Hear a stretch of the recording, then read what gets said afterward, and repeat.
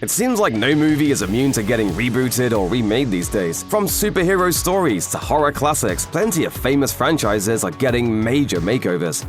The Sean Connery starring 1986 film Highlander imagines a world where some humans are born with a gift called the Quickening that transforms them into immortals when they die unnatural and violent deaths. As the only way to kill them is by beheading, the world's immortals face off in a battle spanning the ages, with the ultimate prize being the sum of all their energy. Several sequels followed, with the most recent coming out in 2007. The story was continued in the popular 1992 TV show Highlander the series, starring Adrian Paul, which lasted 6 seasons before it ended. Another short-lived spin-off series, Highlander the Raven, aired in syndication in 1998. Since then, at least one adaptation seems to have languished in development hell before eventually getting dropped. In 2009, Fast and Furious director Justin Lin was connected to a Highlander reboot, with Twilight screenwriter Melissa Rosenberg brought on to take a stab at the project in 2011.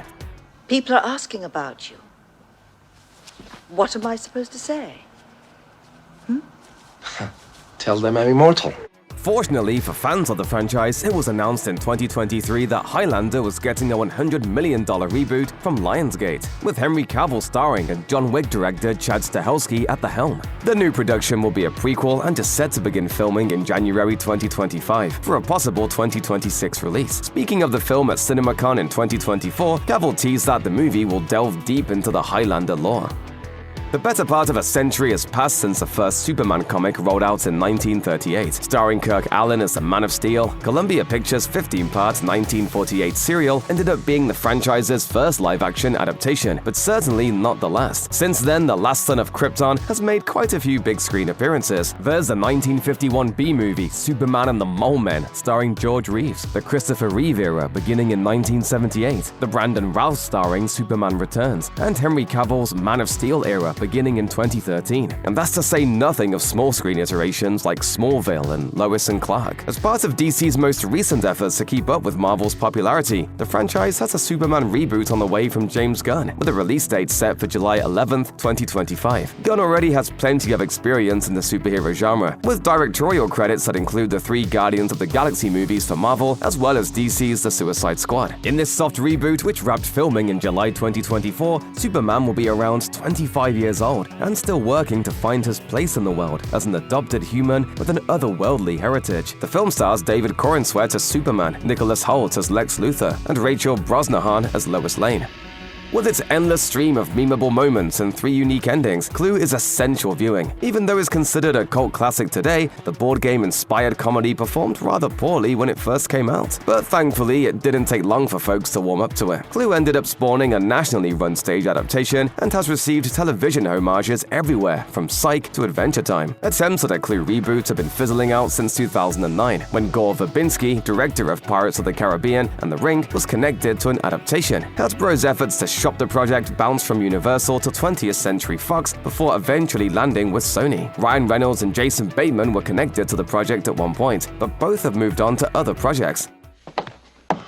Just checking. Everything all right? Yep, 2 corpses, everything's fine. In September 2024, Barbarian director Zach Cregger was reportedly in talks about signing on to direct, while Army of the Dead screenwriter Shay Hatton was on board to pen the script. But Cregger may have already moved on to another Sony production, leaving the film's future and several key details, like who will direct and star in it, very much up in the air as of fall 2024.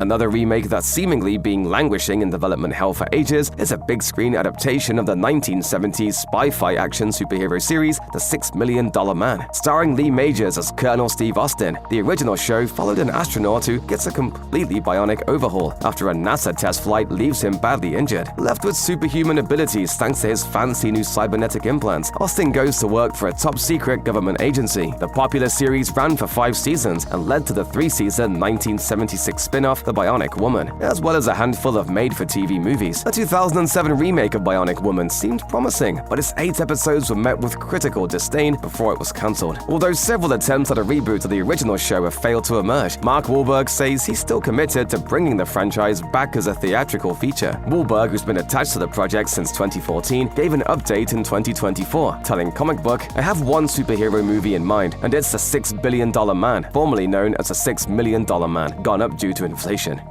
When the 1986 musical comedy Little Shop of Horrors, based on the off-Broadway show, and 1960 dark comedy horror flick came out, it was an instant hit, thanks in no small part to some truly hilarious performances. Both versions follow the nerdy, put-upon florist shop worker Seymour Krelborn, whose discovery of a mysterious talking plant helps him win over the girl of his dreams. There's just one catch: the plant has a peculiar carnivorous diet.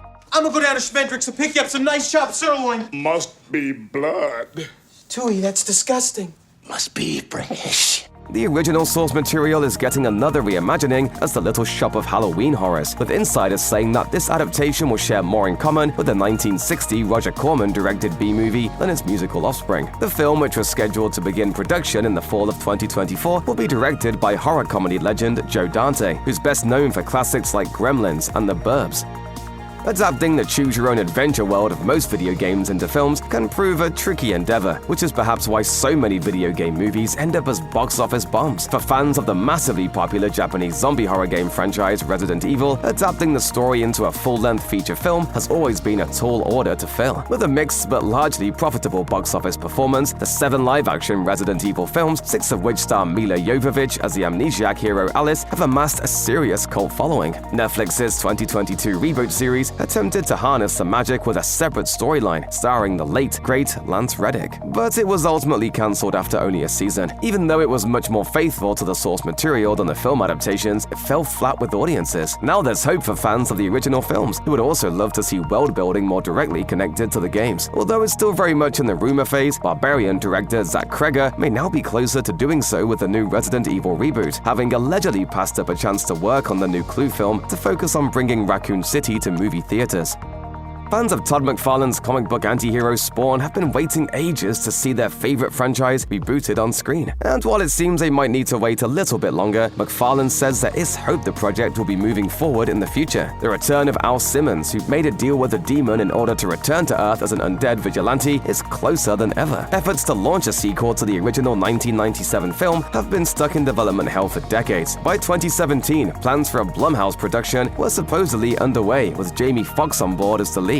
But between the pandemic, the strikes, and the usual Hollywood process, that hasn't panned out thus far. You sent me to hell, Jason. I'm here to return the favor.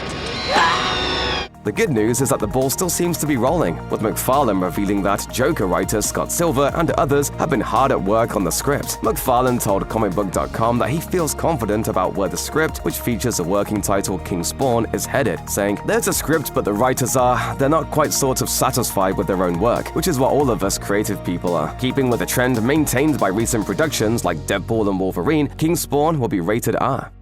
Marvel's third theatrical hit, Blade, stars Wesley Snipes as a half-human, half-vampire known as a Dhampir, or Daywalker, who has the best traits of a vampire and few of their weaknesses. He was so popular that he reprised the role in 2 sequels, and even made an appearance in Deadpool and Wolverine. Rumors about a new Blade reboot or sequel began circulating in 2013, when it was revealed that Marvel had generated a new script for the franchise. Marvel made it official in 2019, announcing at San Diego Comic-Con that a new Blade movie starring Mahershala Ali was in development. Unfortunately, the project has faced numerous setbacks, including multiple scripts and 2 different directors coming and going. Addressing those delays in June 2024, co-star Mia Goth told Deadline, "They want to make a great movie. That's the sense that I get from them, and that feels good." The film was scheduled for a November 7th, 2025 release date, but it got bumped from Disney's release schedule in October 2024 and replaced with the next Predator sequel.